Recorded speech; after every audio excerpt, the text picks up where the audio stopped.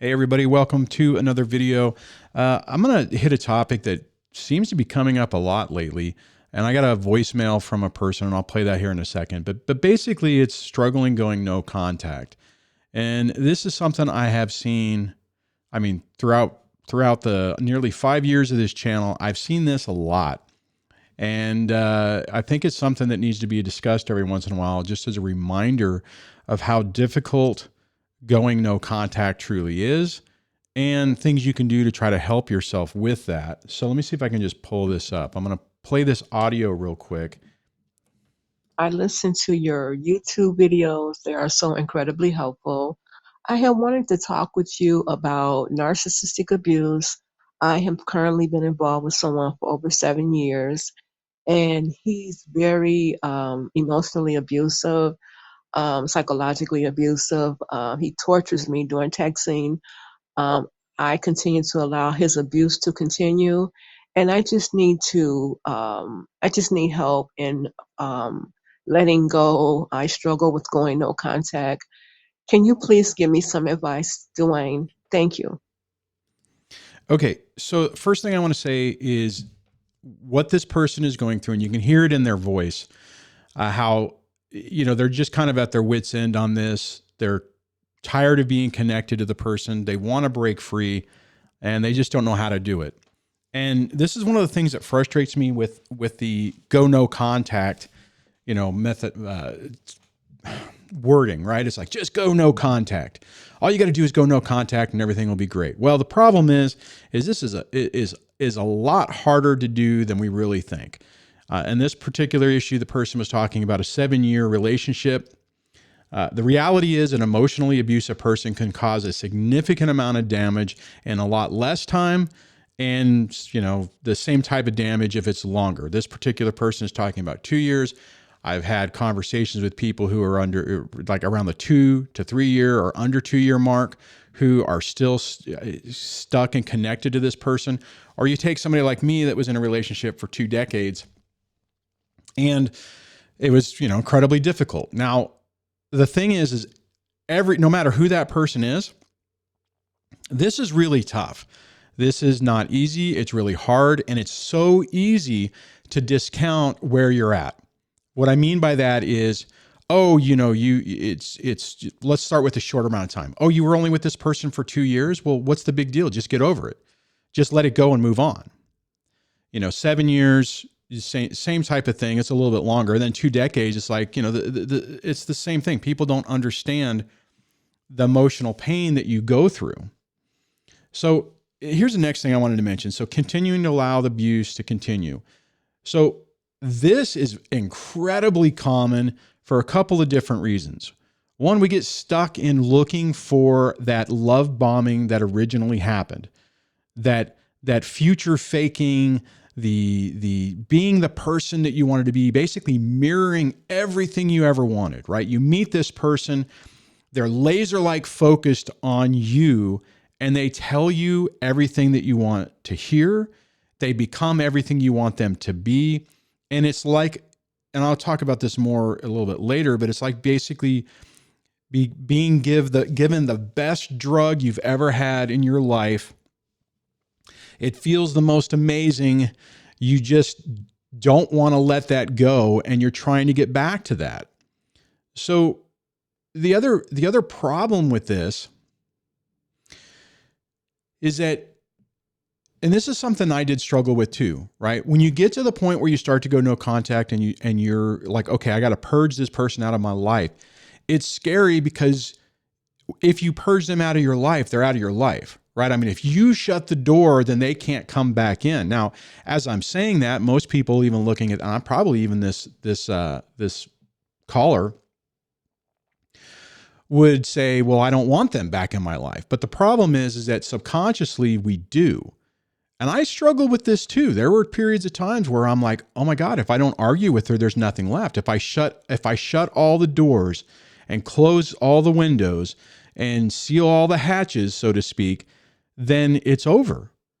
And there's no more chance for it to get better. There's no reminiscing about the past because that's just painful. And you get you get to the point that you don't want to let go because you don't want to lose that final thing. It's like, okay, if I finally cut my ties, then it's over. And accepting that can be really difficult. The other part about this that is really common and very tough is if you were raised or grew up in a difficult home life. I'm not saying that you were physically abused by your mom or your dad or whatever, but if your emotional needs weren't met, if you were basically discarded by your parents, not made to feel secure in your own self-esteem, you can be programmed that this is all common, that this is normal, that being treated like this, being continued, to continually be abused is familiar. It doesn't feel good, but it feels like home. And that makes it even tougher to break through this. This is why inner child work and getting to the root cause of the original pain is super important. Now, again, this is also a tough part about this because that addressing that stuff is incredibly painful. So if you turn around and you do that, or what I mean is if you break free from your current relationship and you realize, okay, like everything I'm saying, if you're like, all right, I get it, I need to work on this. It's like, well, wait a minute. If I get this person out and I start working on this original wound, then I have to start dealing with some of these issues that I probably have repressed for decades, and it makes it really tough. Here's the thing I do want to say about this particular mode if you're at that, and that is it is so worth it to go through that pain and fix this stuff. It's like if you have a physical injury and if you go to physical therapy, it's going to hurt. It's going to be uncomfortable. It's going to probably make you cry. It's probably not going to be a fun experience. You can choose not to do the work, but then that damage is going to get worse and your ability to recover gets harder and harder, right? I mean, like, so if you mess up your arm and, it's like, oh my God, it hurts too much to do anything with it. And you don't put in that work. Well, your range of motion could basically go away. You may not be able to use it the way you used to do it before, but if you spent the time to work on it, it's still probably going to be painful and you're probably going to have some effects going on in life. But at the end of the day, you're going to be better off with what you've been able to regain. And this is the same with this. If you don't go through and work on this, you are setting yourself up for more difficulties. If even if you don't work on this and you do break free, or let's say the other person just leaves you alone. In this particular situation, it sounds like the caller is saying that the person is still in their lives and still abusing them. But if you don't fix this and this person leaves, they find a new source of supply and they move on with their life. If you don't fix it, the likelihood that you're going to find someone else to try to learn this lesson through again is incredibly high. Don't do that to yourself. I mean, the pain you're going through now is tough, but you don't want to turn around and repeat it again with someone else. I've seen that time and time again too, where if you don't fix it, if you don't work on it, the universe or whatever, God or however you want to call it, is going to give you another opportunity to figure this out. So take this time, you're already going through the pain, and start working on it. Okay, so to go back to no contact, and I said this at the top of the video, but just to repeat it, going no contact is harder than most people think. This is not easy. It is absolutely not easy. It sounds easy. I'll just go no contact. I won't call the person. I won't look at them. I won't do anything. It'll just be great. The problem is, you want to look at their social media. You run into an old friend and you want to hear about what's going on with them. And no contact is basically severing the tie and giving your heart and your mind and your soul an opportunity to decompress and to break free from this person. You cannot do that if you are constantly thinking about the person, constantly reading old emails or love letters, or looking at pictures, looking at their social media, seeing who they're dating, seeing what's going on in their lives. That is not no contact. No contact is you say, oh my God, I need a break from this. And you get off social media, you stay away from people who talk about them, or if you're around them and are like, oh, like in this situation, I'll use a guy as an example. If it's like, oh, I ran into Billy, he's doing really great. You want to be able to say, hey, look, you know what? Don't want to, hey, Susie, I don't want to hear about that, and just knock it off. The problem is at the beginning stages of this, that's not easy to do because you want to hear about it. I remember this time a few years back, not a neighbor of mine, the person that I knew was doing some work on the house. And the guy had the audacity to basically, and we were sitting, I ran into him. So he's like, outside the house. I'm like, hey man, what's going on? And he proceeded to say, oh, your ex this and that, and man, she's so pretty, and I would so like to get with her, and it's this stupid stuff. And I'm just thinking, I don't want to hear this. I didn't, and at that time I didn't. I'm like, yeah, okay, well, good for you. But there was a period of time early on with this where I did want to hear everything that was going on. I was so just my mind was so screwed up with this that I was wanting to hear what was going on. I was looking for answers. I was justifying, reaching out or not going no contact because of, well, what's the strategy? What's going on? How did I mean nothing? Do I come up in conversation? Whatever the heck the thing is, going no contact is tough. It's really tough.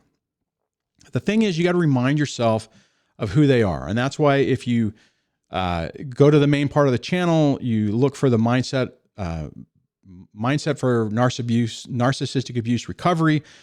First video is hybrid no contact. If you have children, that's super important. Second video is absolute thinking, which is really important. And the reason that is important is every time you think about them and you want to contact them, you need to basically go to this absolute thinking methodology, which I know is counterintuitive to what we always tell people, don't make judgment on people or whatever. But in this situation, I personally believe that if you turn around and you go, they are NPD, the reason they do what they do is because they have a personality disorder, even if they don't, right? Because at this stage of the game, like for what we're talking about, what you guys heard in that phone call was the pain and the sorrow and just the emotional stress that this person is going through.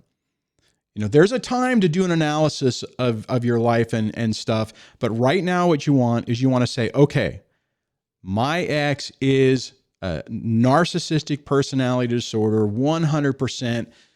They have, like as if they had a diagnosis. So every time you start thinking about them and you're like, well, why do they do this? NPD.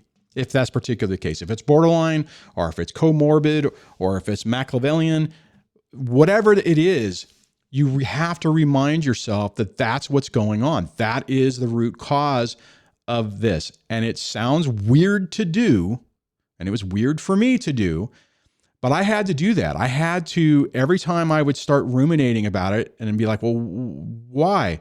NPD. Well, but they were nice. It was manipulation as a part of their NPD to get what they wanted. But they smiled at me. Manipulation, NPD, right? You have to remind yourself, right? So for in this situation where this person is talking about allowing the abuse, that's what I would do. It's like, okay, they continue to abuse me. They don't care about me. It's not real. It's not love. It's a personality disorder. And they're trying to figure out how they can suck you back in to abuse you more. This person is saying it. The hard part about it is getting to the point that you believe it. Absolute thinking is really important for that. You got to remember what is real, actions and words. They can say that they love you, but if they're poking you in the eye and demonstrating by their actions that they could not give a rat's behind about you, you have to believe it. The problem is you roll that back into what I was talking about before with the inner child work, is if you are equating this to, your mom and your dad not loving you and you're wanting, it's like, okay, I couldn't get them to love me, so I'm going to fight to make this change. It's not going to change. You have to change. That's the lesson. You're not going to make someone else realize it. You have to realize that you're better than this. You deserve better than this. And ultimately to get to the point to say, I would rather be alone by myself in my peace. It takes a while to get to that. We can talk about that later. But that is more important than having somebody just to have somebody in your life. So here's the other thing I want to mention on this is that our connection to these people is absolutely like an addiction. I'm not saying that you're an alcoholic or a drug addict, and I've never done either of those things. I don't even drink. I grew up around a bunch of alcoholics, so maybe I have some perspective on that. But I don't drink. I don't do drugs. It's not my thing. However, from everything I've heard and read and seen about addiction, to me, that's probably what it felt like. I was so connected to my ex that I just couldn't let it go. And what I ended up doing on that, and as I tried to approach it like it was an addiction, and it takes work and perseverance to work through this. This is absolutely not easy. When I would get to the point that I wanted to reach out or I wanted to look, break my no contact. I didn't know what no contact was back then, but I would have to convince myself. It's like, okay, I'm thinking of looking, I'm just thinking of trying to get information. Well, okay, I can do that, but I'm not going to do it now. I'll do it later tonight. And I kept making deals with myself to where I would push it off and push it off. Now, sometimes I failed, right? As is a typical addiction. Sometimes you fall off the wagon. Sometimes I would fall off the wagon. And as soon as I did, and then I, basically was, re-wounded or I don't want to say traumatized, but afflicted, however you want to say it, I felt like total crap. It's like, and you can get into this downward spiral. And again, I think this is kind of what happens with it whenever you have an addiction with drugs or alcohol, is you go down it and it's like you feel like, well, I've already done it, so let's just ride this all the way down to the ground. You don't have to do that. Everyone makes mistakes. Everyone makes mistakes. If you make a mistake, just say, all right, I shouldn't have done that. Pick yourself back up, start over. Breaking free is not an overnight thing. It takes a tremendous amount of time and work. And you need to understand that. It's really tough when you're surrounded by other people who have never had toxic, high conflict, emotionally abusive relationships. Because they break up, they cry, they eat some ice cream, or they go out and get drunk, or they do whatever. And then they move on and they get it with someone else, and it's not a big deal. And then we're stuck in these situations where we're still connected to these people, and we can't break free, or it feels like we can't break free. It takes time. You have to give yourself time. It took me a couple of years to go through all of this. Now, the next part about this is getting extra help, okay? The first thing you got to remember about this is that you don't have to do this alone. It feels like you're alone. It feels like no one else understands. More than likely, with the people that you're interacting with, they're probably giving you that wonderful advice of, well, you just need to go, date someone else. You need to go get laid. You need to, whatever. Bull, BS. You need to work on you first, and then figure out how you're going to, whatever. Don't go to distractions to try to fix this, because it won't work. And don't look at what other people are doing and thinking that something's seriously wrong with you because everyone else is able to do this. Everyone else gets over it. Everyone else's, situation is different. Why is it so complicated with me? Well, the reason it's so complicated with you is because you're in a relationship with a really emotionally abusive person who played you like I was talking about at the beginning of this, played you like a fiddle at the beginning. So you got basically, they landed their hooks in you.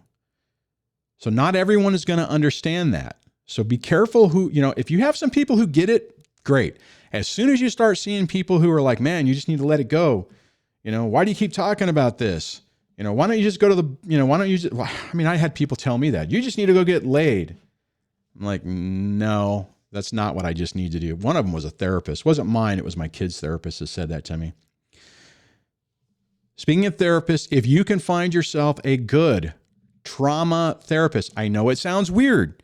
You're like, wait a minute, I wasn't in a horrible car crash. I haven't, wasn't in war. I wasn't in this. It's the same effect. And that's the other thing that's hard about this is that you start comparing your situation to other people's situations, and you're like, well, it's not the same. So you feel like it's not worthy of that type of label. Here's the reality. If you're going like this person, if you're going through this, you're feeling that way, that's what it is. So find the resources and the techniques that help, that are specifically designed for this type of trauma. And if it'll help you, utilize it. But look for a good trauma therapist. Don't just go for, if you're stuck in this, don't go for the normal one, because their modalities won't necessarily align with what you really need. The other nice thing about trauma therapists is typically they have experience in other tools like EMDR, which is eye movement desensitization and reprocessing, and CBT, cognitive behavioral therapy, which can help you to see things clearly and then process the trauma. The thing is on this is that this is a process. It's not an easy process.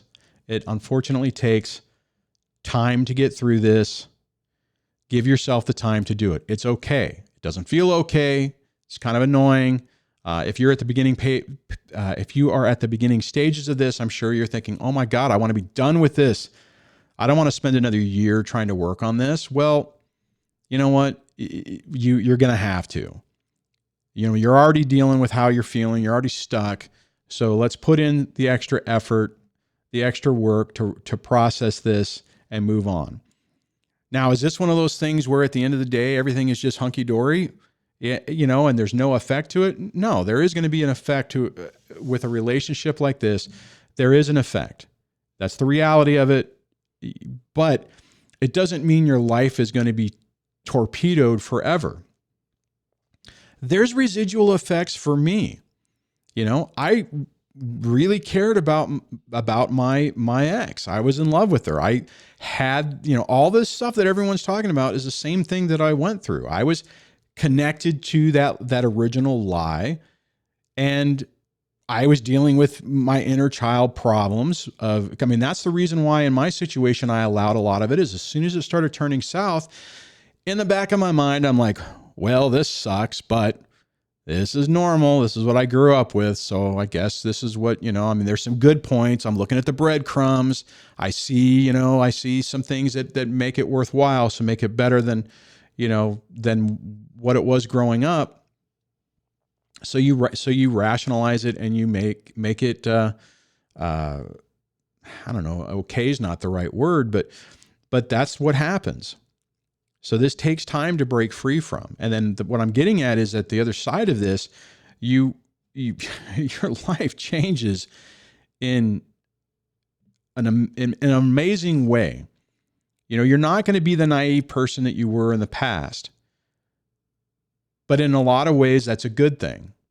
So just take a deep breath. Understand that this is going to be tough. If you're having struggles like this, go back and look at that Absolute Thinking video to let it remind you of how to process this. And the last thing I'll say is when I was really struggling with this, I was doing all that stuff, had a good therapist, was doing, I didn't call it Absolute Thinking at the time, but I was trying to remind myself of what I was dealing with. Then I started using hypnosis because it was so difficult to let this stuff go and to start breaking free from it.